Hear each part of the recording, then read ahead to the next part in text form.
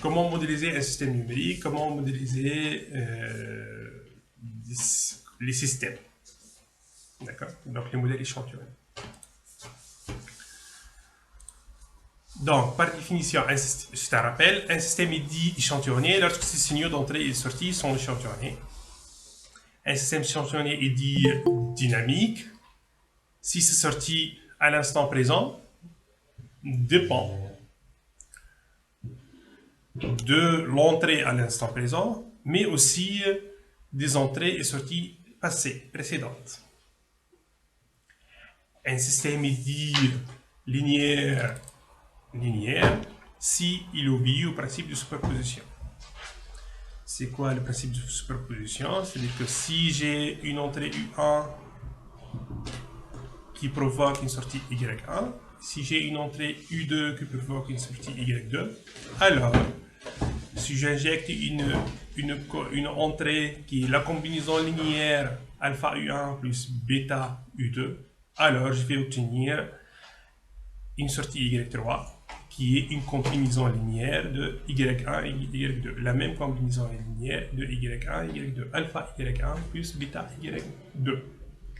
Si je n'ai pas cette même combinaison linéaire, alors le système est dit non linéaire. Voilà. Alors, un système stationnaire maintenant, c'est un système qui, s'il est excité à un instant si il est excité à un instant t donné et à un instant t' donné avec la même excitation, avec t' qui est différent de t, alors on va retrouver la même sortie. Ça veut dire que les paramètres du système n'ont pas changé. Ils n'ont pas changé par rapport au temps ou par rapport à un autre facteur, par exemple la température. Ok. Donc nous, on va travailler dans ce cours-là avec les systèmes linéaires, stationnaires, paramètres invariants et échantillonnés, bien sûr. Donc, comment représenter ces systèmes? Alors, on peut les représenter par des équations différentes, c'est-à-dire des équations récurrentes, ou par des fonctions transfert. C'est quoi une équation de différence? Un système linéaire stationnaire échantillonné est décrit par une équation aux différences, équation récurrente, dont sa forme générale est la suivante. Donc j'ai YA, la sortie à l'instant K, plus un coefficient YK-1, des coefficients K, YK-N, donc ça c'est tout le passé. Donc YK, c'est le Y à l'itération ou l'instant présent K, et YK-1 jusqu'à K-1, c'est le passé. Donc ça c'est le côté sortie, égale des combinaisons linéaires en B0 jusqu'à Bm de UK-D, donc U à l'instant K décalé de D, UKD-1, et ainsi de suite. Alors la sortie, YK, va dépendre de, et sa formule récurrente dépend de le passé de YK et le passé de U, la commande. Alors, pourquoi je dis le passé? Parce que là, j'ai supposé que D est non nul. Par contre, si D égale à 0, alors la sortie va dépendre aussi de U à l'instant présent. Alors D, c'est un décalage en réalité, et D est le nombre de périodes d'échantillonnage nécessaires pour que la sortie du système soit influencée par l'entrée. C'est, grosso modo, c'est le retard en nombre de périodes d'échantillonnage. C'est le nombre de périodes d'échantillonnage retardé, d'accord, sur le système. Donc, c'est l'équivalent de la fonction l'équation différentielle quand on travaille avec le temps contenu t. Alors, regardons la fonction transfert ou le produit de convolution. Alors, si j'ai une entrée UK, si j'ai une entrée U à l'instant K, qui excite un système H, la sortie est YK. Donc, je vais essayer de trouver l'expression de YK, d'accord, pour une entrée K. Alors, l'entrée est une suite d'impulsions, parce que c'est un numérique, donc c'est une suite d'impulsions. Je travaille avec un système linéaire, donc je sais que H est linéaire. Donc la sortie YK, je peux la voir comme étant la somme de sorties d'impulsion. D'entrée comme impulsion. C'est-à-dire que je vais prendre la sortie, je vais prendre ici, donc la sortie, c'est n'est autre que la somme de toutes ces sorties-là. Et ces sorties-là sont les réponses à des impulsions. Donc, la première impulsion rouge, ensuite la deuxième impulsion bleue, ensuite la troisième verte, et ainsi de suite. Donc, en fait, j'ai décomposé, j'ai appliqué le principe de superposition. Je vois que mon signal d'entrée, c'est une somme de plusieurs impulsions. D'accord? Il est là. Ça, c'est mon signal d'entrée de départ. Donc, je vais sommer ces entrées-là pour trouver l'entrée. Et je vais donc, pour trouver la sortie, je vais sommer toutes ces sorties-là. Avant de faire la somme, regardons chaque sortie. Donc, le premier système, donc pour la première, le système est identique, c'est H. Mais pour la première impulsion, donc je vais avoir à quoi? C'est U0, donc c'est l'amplitude de la première impulsion. Tu vas multiplier la HK, c'est la réponse impulsionnelle du système. D'accord? Pour la deuxième impulsion maintenant, je vais chercher une petite flèche, insérer.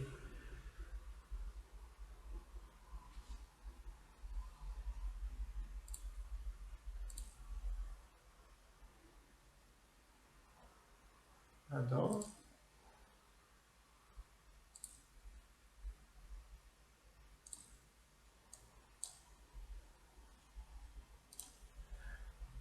Donc, pour la deuxième sortie, celle-là, donc pour la deuxième entrée, pardon, donc la sortie sera égale à U, l'amplitude de cette impulsion, donc c'est U1, fois la réponse impulsionnelle de mon système décalée de 1. Pour la deuxième, c'est U2 qui fois la réponse impulsionnelle du système décalée à l'instant 2. Et ainsi de suite. D'accord? Donc au final, si je fais la somme de toutes ces sorties-là, ça sera quoi? Ben, c'est la somme, cette expression-là. Donc YK égale la somme de I0 jusqu'à K, donc jusqu'à tout le temps en fait, c'est UI. Donc UI c'est l'amplitude de l'entrée fois la réponse impulsionnelle de décalé. Donc ça c'est ni autre que le produit de convolution de UIH. Donc ça me donne, pourquoi je le fais ça, c'est pour comprendre que la sortie d'un système n'est autre que le produit de convolution de la fonction de transfert du système H avec l'entrée U, tout simplement. Là. Donc, la réponse d'un système linéaire stationnaire échantillonné à un signal UK est donnée par le produit de convolution numérique suivant. Donc, c'est ce qu'on vient de démontrer. Donc, U produit de convolution avec H, H la réponse impulsionnelle du système. Donc, U convolue à H égale à H convolue à U, ben, c'est l'expression qu'on a calculée tout à l'heure. OK? Il résulte que Y de Z égale à H de Z fois U de Z avec H de Z et la transmittance pulsée du système ou encore sa fonction transfert. D'accord? Donc H de Z, c'est la fonction transfert en Z. Alors, regardons comment c'est défini la fonction transfert. Donc, je prends l'équation récurrente. On a défini ensemble. Je vais appliquer la transformation Z sur les deux côtés, sur Y et sur U. Donc, je sais que la transformation Z de X, d'un signal X à l'instant K décalé de I, de K moins I, n'est autre que Z à la puissance moins I, fois transformé en Z du signal X. D'accord? Donc le moins I, transformé décalé de moins I, ici, ça se transforme en Z à la puissance moins I, fois transformé en Z de X. Donc j'obtiens cette expression-là. Donc là, la transformation en Z, là j'ai pas de décalage, donc c'est 1 fois YZ, c'est en fait c'est YZ. Le deuxième terme ici, c'est AK fois Z à la puissance moins 1 fois Y de Z. Et donc là, ça sera AN fois Z à la puissance moins N fois Y de Z. Donc je vais obtenir cette terme-là. De même côté U, donc ça sera B0 fois U de Z fois Z à la puissance moins D. C'est le décalage ici, moins D. Donc là, j'aurai un décalage de Z à la puissance moins D moins 1. OK? Donc qui est là. Et ainsi de suite. Donc je vais trouver cette égalité-là. Il suffit de mettre Y de Z sur U de Z, ici, pour trouver ce rapport ici, cette forme rationnelle. D'accord? Qui va faire apparaître un Z à la puissance moins D, ici, sur le retard, en nombre de périodes d'échantillonnage, fois ce quotient-là. Donc, cette forme-là, ça s'appelle une fonction transfert. N, ça s'appelle l'ordre du filtre.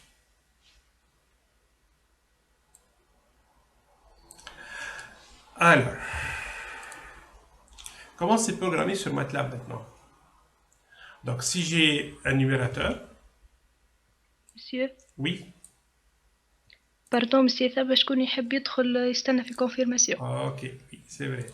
J'ai pas fait attention, j'ai pas entendu le bim. C'est bon. Donc, comment c'est programmé sur MATLAB? Si j'ai un numérateur ici, je définis 1, 1. Un dénominateur, je le fais pareil, c'est un vecteur. J'ai défini la variable fonction, la période d'échantillonnage, j'ai mis 1 pour désigner une seconde. Donc, j'appelle la même fonction pour créer pour le cas contenu, TF. D'accord? Donc, j'ai fait TF du numérateur, hop, virgule le dénominateur, virgule la période d'échantillonnage. Donc, dans ce cas-là, quand je valide tout ça, j'obtiens une variable G. Le rapport que j'ai défini, donc là, c'est les coefficients 1, 1 que j'ai mis dans le numérateur, et les coefficients que j'ai mis dans le dénominateur 1, 0,2 et moins 1. D'accord? Et il dit que c'est une discrete time transfer function. Alors, maintenant, si j'ai une fonction transfert qui est définie en z-1, donc pareil, je mets le même polynôme, et là, je lui dis que ma variable, la fonction tf, je lui dis que ma variable, c'est z-1.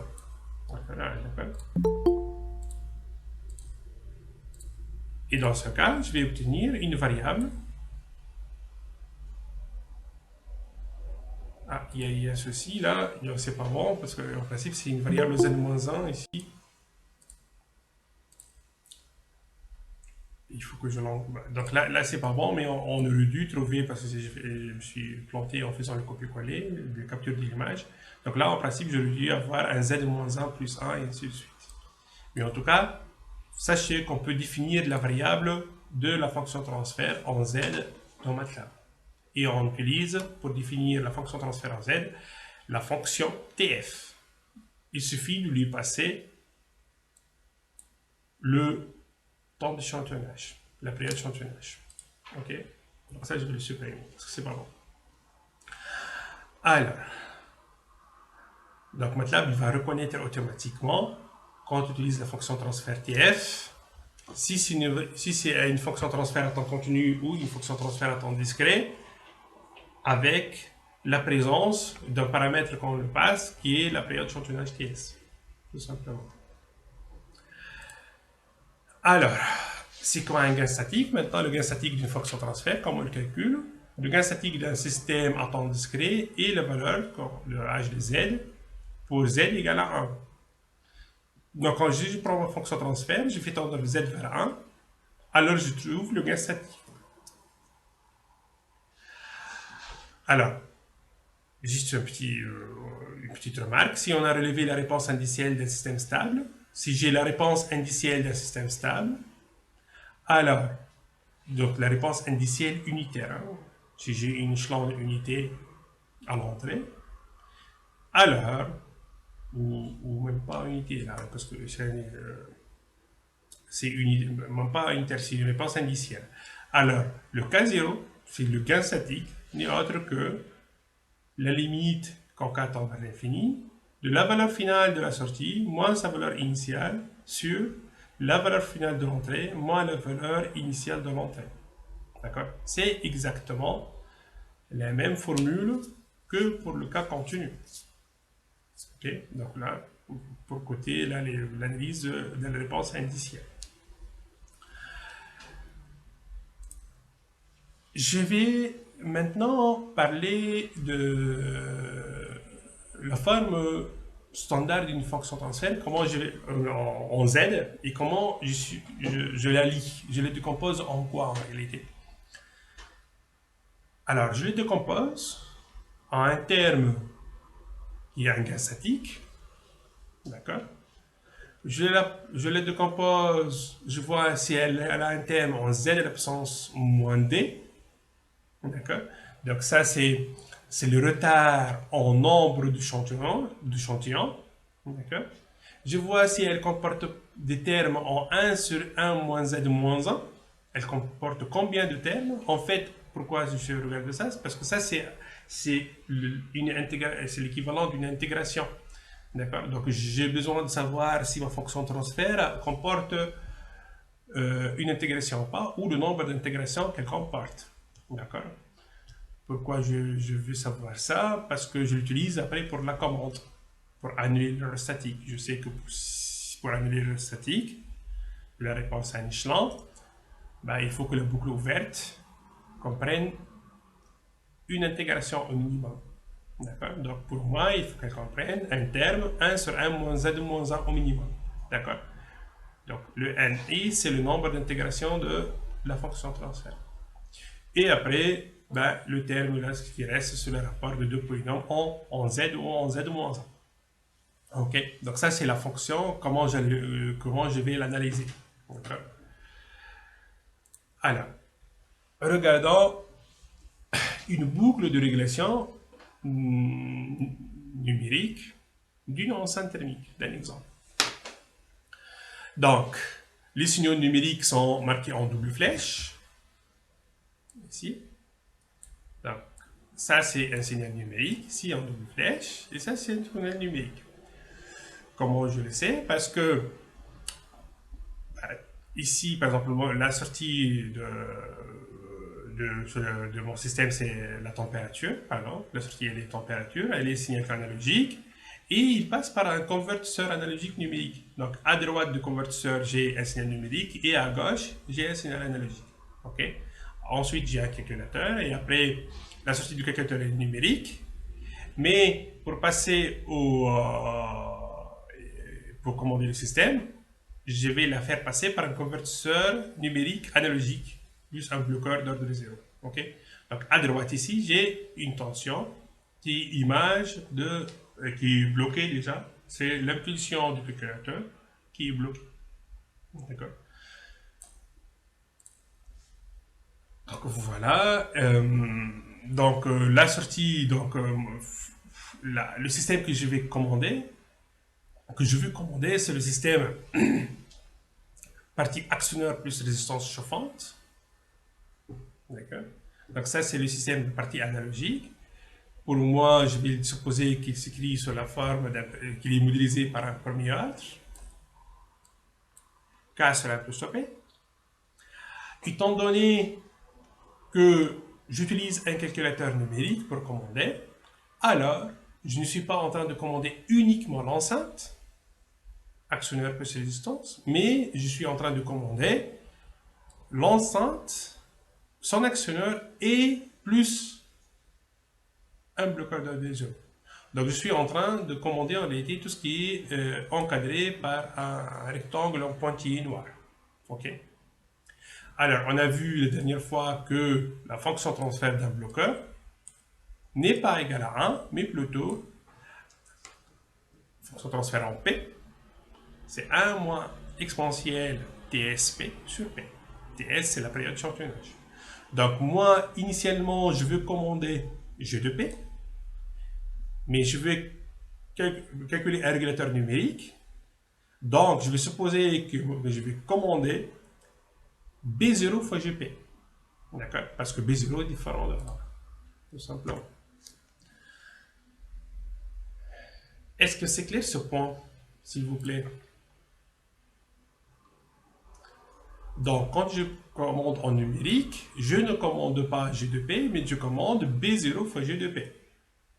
C'est bon? Vous pouvez répondre avec le texte en chat, s'il vous plaît.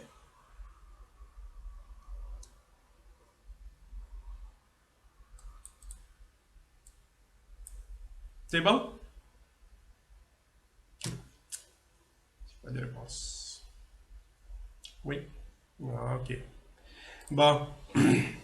Donc, ça, c'est très important à voir. Quand est-ce qu'on met un bloqueur de 0 dans la boucle et quand est-ce qu'on ne met pas. Voilà. Donc, il faut faire toujours le raisonnement. Qu'est-ce que j'ai comme analogique? Ils sont où mes signaux analogiques et ils sont où mes signaux numériques? Je regarde là où j'ai besoin de mettre un bloqueur de 0 dans le convertisseur numérique analogique, alors je dois intégrer un bloqueur dans la fonction transfert. OK, à commander. Donc, je vais prendre mon B0 fois H2P, mon bloqueur de 0 fois mon système commandé, donc 1 moins exponentiel. Donc, 1 moins exponentielle moins 2p sur p, facteur de k sur 1 plus 2p. Je vais lui calculer. Donc, ça, c'est une fonction transfert en p. Et moi, je vais passer en numérique. Donc, je vais passer de p à z, de l'espace avec la place, en transformé en z. Donc, je vais calculer la transformée en z maintenant de mon nouveau système, d'une fonction transfert qui est B0 fois H, qui est celle-ci. Alors là, je ne suis pas en train de calculer la transformée en Z d'un signal, je suis en train de calculer la transformée en Z d'un système. C'est pas pareil. OK? Donc, je sais que... Alors, qu'est-ce que je sais? Alors, c'est... donc, le K, là, c'est une constante, je peux le faire sortir. Ça ne gêne pas. Je sais que 1 moins exponentielle moins 2p, donc ça c'est un retard d'une période d'échantillonnage. Donc ça c'est 1 moins z moins 1. Donc je le fais sortir. Il me reste à calculer transformer en z de 1 sur p, facteur de 1 plus 2p. Donc la constante, le gain, je peux le faire sortir de la transformée en z. Et le 1 moins le retard, exponentielle 2p. Donc c'est un retard d'une période d'échantillonnage, donc c'est égal à 1 moins z moins 1. D'accord? Donc, je vais calculer transformer en z de cette quantité-là. Alors, si j'applique le théorème de résidu qu'on a vu auparavant, pour les signaux, exactement les mêmes, donc, je vais trouver que la transformée en z de cette partie 1 sur p sur 1 plus 2p égale à 1 sur 1 moins z moins 1 moins 1 sur 1 moins z moins 1 exponentielle moins 2s sur 2. Donc, je fais les développements ici, je fais les calculs, je fais les développements, je fais apparaître les z-1. Donc, je vais trouver que ma fonction transfert en z n'est autre que bz-1 sur 1 plus az-1. Donc, la sortie, c'est θ. La sortie de mon système, c'est θ. La sortie de mon système, c'est θ ici, cette partie-là. Donc, c'est l'équivalent de Y. Et mon entrée, c'est R, mais je pense que j'ai marqué... non, c'est pas R. Mon entrée, c'est U. Voilà, mon entrée, c'est U. Donc, je suis en train de calculer la transformée en Z de cette partie-là. Ok, donc mon entrée, c'est U, ma sortie, c'est θ. Ok. Donc, je peux écrire que θ, donc θk, donc il y a une étape peut-être qui manque ici pour m'expliquer, parce que le cours initialement était prévu pour le présentiel. Donc je vais mettre ça. Donc voilà, moins. Voilà. Voilà.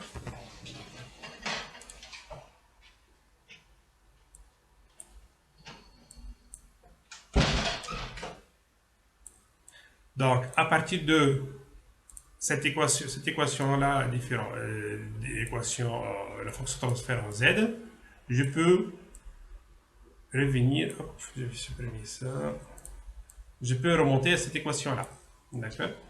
Donc, je peux écrire que θ, donc c'est la sortie θ k plus a fois θ k, mais décalé de z moins 1, donc c'est décalé de 1, égale b fois u de k, mais décalé de 1, parce qu'il y a z de la puissance moins 1. Ok. Ensuite, je peux mettre le θk moins 1 à droite, je vais laisser uniquement θk égale. Donc, je trouve cette expression-là. Donc, j'ai trouvé l'équation récurrente entre θk et l'entrée u. J'espère que j'étais clair. C'est pas évident, mais c'est pas compliqué non plus. Ok. Pour la côté transformé en z, on va faire certainement des exemples là-dessus pour se rappeler. Je vais prendre ça comme flèche.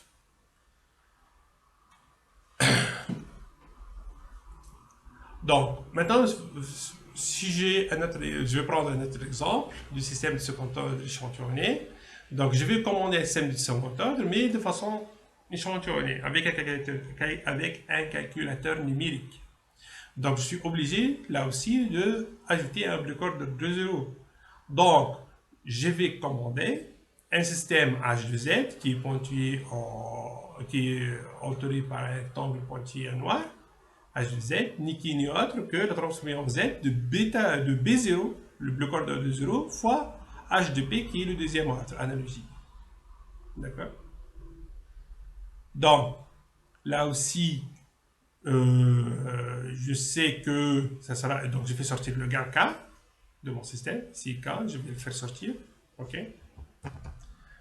Donc, le gain K, je le fais sortir. Il est là. Le B0, je sais son expression. B0, il ne faut pas l'oublier. Le B0, c'est cette expression-là. Donc 1 moins exponentielle moins P, ça c'est un retard d'une période échantillonnage. Donc 1 moins Z moins 1. D'accord? C'est 1 moins Z moins 1. Et je laisse le P à l'intérieur parce que je ne peux pas le faire sortir. Ok? Donc, mon transformé en Z de ce bloc pointillé, ce que je vais commander après par le calculateur, c'est cette quantité-là. Donc, souvent, comme d'habitude, souvent l'amortissement xi, bah, on distingue 3 cas. Xi inférieur à 0,7, xi égal à 0,7 ou xi supérieur à 0,7. Ok? Oui, celui-là, on va laisser ici. Donc, si xi est supérieur à 1, dans ce cas, la fonction transfert, alors g, c'est la fonction transfert qui est à l'intérieur. Hein. J'ai noté g, cette fonction transfert z de g, ok, à l'intérieur. Alors, ou la partie du deuxième ordre. Alors, dans ce cas, j'ai admis deux pôles réels. Je parle de partie de G de P et non pas G de Z. Alors, dans ce cas, j'ai deux pôles P1 et P2. Et ainsi, on peut montrer que c'est évident que la transformée en Z que je suis en train de chercher, c'est la transformée en Z de cette formule-là, oméga 0 au carré sur P, le premier pôle et le deuxième pôle. J'ai rien fait en fait comme développement ici. Alors, si x égale à 1, dans ce cas, j'ai deux pôles réels, mais qui sont. Il y a un pôle double, d'accord? Un pôle P1 double.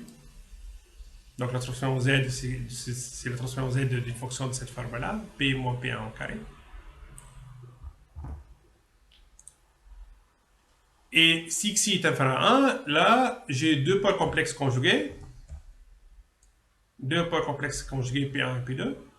Et la transformation Z que je suis en train de je peux rien faire comme développement, mais on va voir que la transformation Z totale s'écrit de cette forme-là.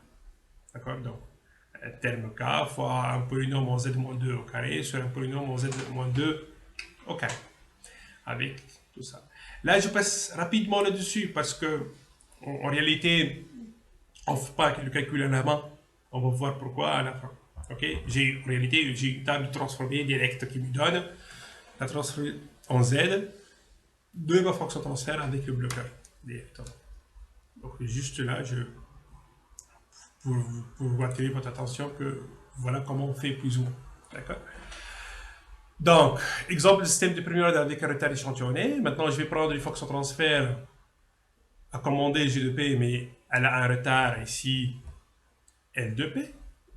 Donc, K sur 1 plus 2P, c'est la partie première. Exponentielle moins LP, donc j'ai un retard L. D'accord. Donc, je vais calculer la transformée en Z, pareil, de B0 fois G2P. D'accord. Donc, c'est 1 moins Z moins 1. Pareil, on le fait sortir, et ainsi de suite. Donc là, on distingue en fait deux cas par rapport à L.